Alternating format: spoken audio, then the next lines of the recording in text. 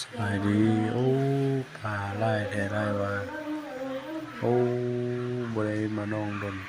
ปลาหลายปลาหลายแท้หลายว่าโอ้ปลาบ่เห็นดนปลาหลายแท้หลายว่าปลาน้อยปลาใหญ่มากินหำบ่ได้มาเห็นดนปลาหลายแม่นมื้อนี้ก็แม่มาถ่ายให้เบิ่งโอ้หลายแท้หลายว่าปลาน้องนี่สร้างมากับมือเลยสร้างมากับมือเลยน้องตัวนี้นะ โอ้น่าแซ่บเอามากินเด้อเนาะปลาใหญ่ๆ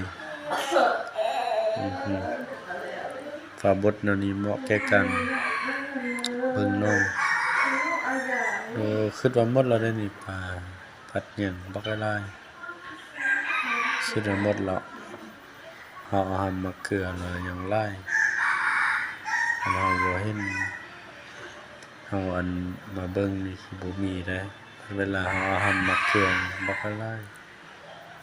นี่ดูตัวใดก็ตัวบักใหญ่อันนี้อันคนรักได้อันคนบ่รักอาจจะหลายคนขนาดคนรักมันมีปลานะ